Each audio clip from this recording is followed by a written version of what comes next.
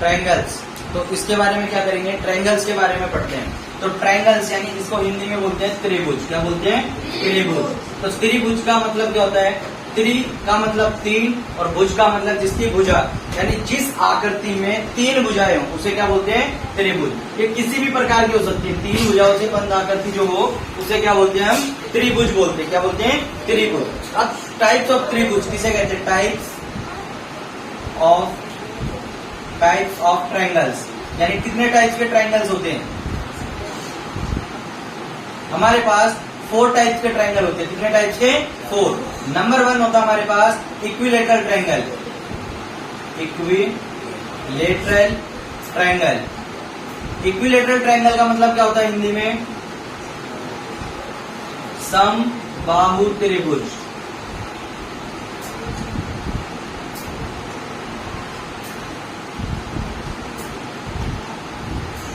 Number 2 होता है हमारे पास scalene triangle, isosceles triangle, sorry isosceles triangle.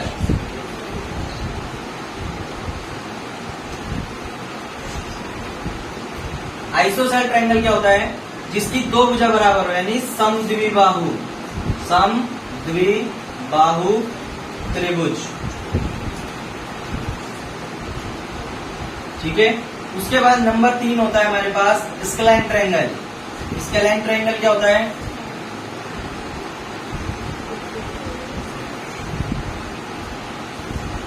विषम बाहु त्रिभुज। कौन सा, विषम बाहु त्रिभुज।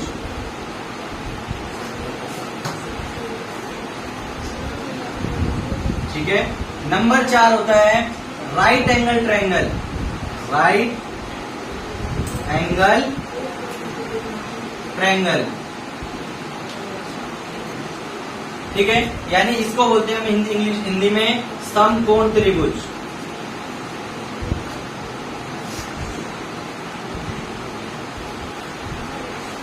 ठीक है। तो ये हमारे पास 4 तरीके के ट्रायंगल्स होते हैं। इन चारों ट्रायंगल्स की डेफिनेशन क्या है। नंबर 1 हमारे पास आएगा इक्विलेटरल ट्रायंगल। तो इक्विलेटरल ट्रायंगल क्या होता है, इक्विलेटरल ट्रायंगल हम उस ट्रायंगल को कहते हैं जिसकी तीनों भुजा क्या हो, बराबर। अगर हमें हिंदी में जानना हो समबाहु त्रिभुज, सम का मतलब होता है बराबर, बाहु का मतलब भुजा और त्रिभुज का मतलब जिसकी 3 भुजा हो। ठीक है। तो जिस ट्रायंगल की, मान के चलो यहाँ पे हमने एक ट्रायंगल बनाते हैं, इसकी जो तीनों साइड है वो ए और ए मान लेते हैं। मान के चलो तीनों साइडों का माप हमने क्या मान लिया, ए। तो ये ऐसा ट्रायंगल होगा जिसमें तीनों ही साइड्स के होंगे, इक्वल होंगे, इसे बोलेंगे हम इक्विलेटरल ट्रायंगल। Equilateral triangle. ठीक है। नंबर 2 आएगा समद्विबाहु त्रिभुज। समद्विबाहु त्रिभुज का मतलब क्या होता है, समद्विबाहु का मतलब होता है सम का मतलब 2, द्वि का मतलब 2 और बाहु का मतलब भुजा। जिस ट्रायंगल में कोई भी 2 भुजाएं बराबर हो, क्या हो, जिस ट्रायंगल के अंदर कोई भी 2 भुजा बराबर हो उसे बोलते हैं समद्विबाहु त्रिभुज। क्या बोलते हैं, समद्विबाहु त्रिभुज। मान के चलो एक ट्रायंगल बनाया मैंने, ठीक है, ये मैंने ट्रायंगल बनाया, इसकी ये साइड का नाम दिया ए, इस साइड का नाम दिया ए एंड इसका नाम दे दिया बी। कोई भी 2 भुजाएं बराबर हो, मीन्स ये ए है, ये ए है, लेकिन ये क्या है, बी, यानी 2 माप बराबर होंगे लेकिन तीसरा माप उसका इक्वल ना हो, तो उसे बोलेंगे हम क्या, समद्विबाहु या फिर आइसोसेल ट्रायंगल। नंबर 3 आएगा हमारे पास क्या, विषम बाहु त्रिभुज। विषम का मतलब जिसका कुछ बराबर ना हो, कोई भी साइड इक्वल ना हो, तीनों ही साइडों का माप क्या हो, अलग अलग हो। जैसे मान के चलो एक ट्रायंगल बनाया मैंने, ये ए, ये बी एंड ये सी, ए बी सी। आगे बात समझ में, इस भुजा का माप अलग, इस भुजा का माप अलग और इस भुजा का माप अलग। तो ऐसा जो ट्रायंगल हो उसे क्या बोलेंगे हम, स्केलैन ट्रायंगल। क्या बोलेंगे, स्केलैन ट्रायंगल। ये हो गए तीनों ट्रायंगल। नंबर 4 कौन सा ट्रायंगल आ गया हमारे पास, राइट एंगल ट्रायंगल। तो राइट एंगल ट्रायंगल का मतलब होता है समकोण। समकोण मीन्स होता है इसमें जिसका एक कोण क्या हो, 90 डिग्री हो। साइड से इसमें कोई मतलब नहीं होता, सिर्फ एक कोण क्या होता है, 90 डिग्री होता है। अब समकोण त्रिभुज के बारे में थोड़ी सी बात बता देते हैं। समकोण में एक कोण होता है 90 डिग्री का, ठीक है, एक कोण 90 डिग्री मीन्स हमने ये साइन लगाया तो ये 90 डिग्री। अब इसमें 90 डिग्री की जो सामने वाली भुजा होती है, ये वाली, इस भुजा को क्या कहते हैं, राइट एंगल ट्रायंगल जिसमें एक कोण क्या हो 90 डिग्री का हो, क्या होगा 90 डिग्री का, मीन्स ये वाला, ठीक है। ये कोण 90 डिग्री का, हम इन 90 डिग्री का साइन ऐसा बनाते हैं, जब भी आपको ऐसा क्रॉस साइन मिले यानी ये बॉक्स टाइप में, स्क्वायर टाइप में, तो ये समझ लेना ये एंगल कितने डिग्री का है 90 डिग्री का। तो 90 डिग्री का है। समकोण त्रिभुज की एक खासियत होती है कि जो 90 डिग्री के सामने, इसमें हर भुजा का नाम होता है, ठीक है। ये 90 डिग्री की जो सामने वाली भुजा है इसको हिंदी में कर्ण कहा जाता है। क्या कहा जाता है? कर्ण। हिंदी इंग्लिश में कहते हैं इसे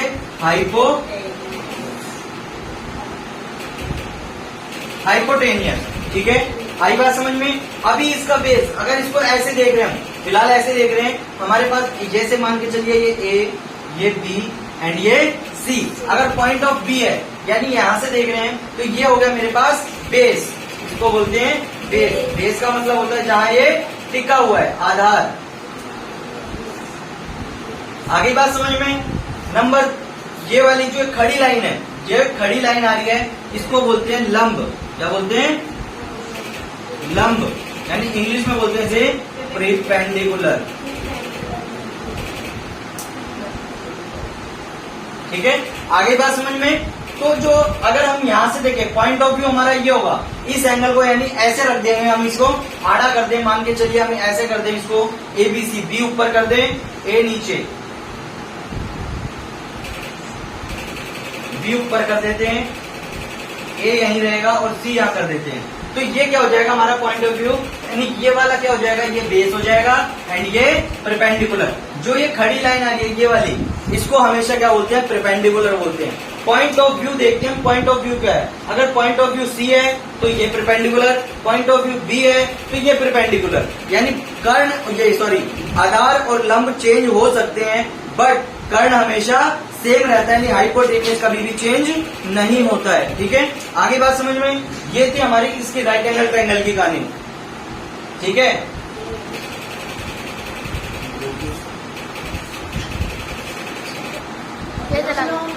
एंगल्स, तो इसमें क्या करना है? एंगल्स। अब इसके बारे में पढ़ते हैं, एंगल्स के बारे में। तो एंगल्स क्या चीज होती है? एंगल्स का मतलब होता है कोण। क्या होता है? कोण।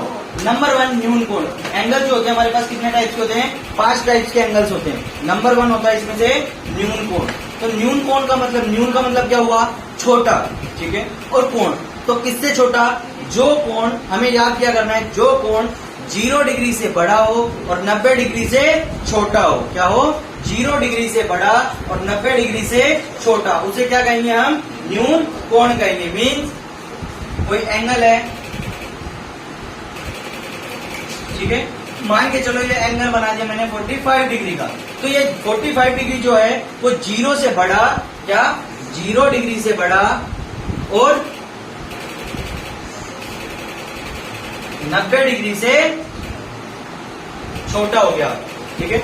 मान के चलो ये कोई कोण है x, मान के चला मैंने कोई कोण x मान लिया, तो ये 0 डिग्री से हो गया बड़ा और 90 डिग्री से हो गया छोटा। तो ऐसा जो कोण मिलेगा वो हमें क्या होगा? वो हमेशा न्यून कोण कहलाएगा या फिर एक्यूट एंगल कहलाएगा। क्या कहलाएगा? Acute angle. नंबर 2 समकोण। समकोण क्या होगा? जिसमें कोण कितना होगा? 90 डिग्री का बड़ा होगा, 90 डिग्री होगा। क्या होगा? कोण 90 डिग्री, यानी 0 से बड़ा और 90, यानी कितना होगा एंगल? वो कितना होगा? सिर्फ 90 डिग्री। ना तो 90 डिग्री से छोटा होगा और ना ही 90 डिग्री से बड़ा, सिर्फ 90 डिग्री के इक्वल होगा। आगे बात समझ में? Number 3 obtuse angle. Obtuse angle में क्या होगा? 0 डिग्री से बड़ा होगा, ठीक है, और 90 डिग्री से भी बड़ा होगा, ठीक है। आगे बात समझ में? 0 डिग्री से बड़ा और 90 डिग्री से भी बड़ा, यानी 90 डिग्री से जो ऊपर के एंगल होंगे जितने भी, जैसे 90 से ऊपर 100 हो गया, 110 हो गया, या इसको हम ऐसे लिख सकते हैं 90 डिग्री से बड़ा और 180 डिग्री से छोटा। 90 डिग्री से बड़ा और 180 डिग्री से छोटा, तो ऐसे एंगल्स को हम क्या कहेंगे? ऑब्ट्यूज एंगल या फिर अधिक कोण कहेंगे। क्या कहेंगे? अधिक कोण। नंबर 4 आएगा ऋजु कोण, स्ट्रेट एंगल। तो ऐसा एंगल जो 180 डिग्री, स्ट्रेट का मतलब क्या होता है 180 डिग्री, यानी लाइन के ऊपर ये एंगल्स बनेगा। कौन सा? Straight angle. स्ट्रेट लाइन के ऊपर एंगल बनेगा कोई भी, तो उसे क्या बोलेंगे? ऋजु कोण बोलेंगे। क्या बोलेंगे? ऋजु कोण। Reflexive angle. रिफ्लेक्सिव एंगल क्या चीज है?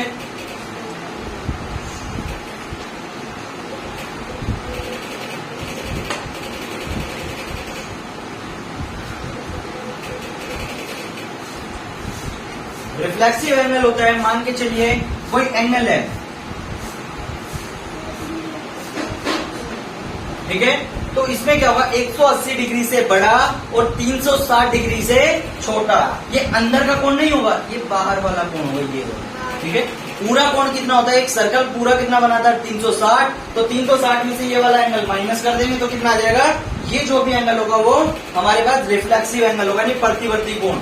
मीन हमारे पास होगा 180 डिग्री से बड़ा और 360 डिग्री से छोटा। कोई भी एंगल हो सकता है वो, ठीक है। जैसे 180 डिग्री से बड़ा मान के चलो हमने माना 210, तो 210 क्या है? 180 से बड़ा है और 360 से छोटा है, ठीक है। बंद कर दो।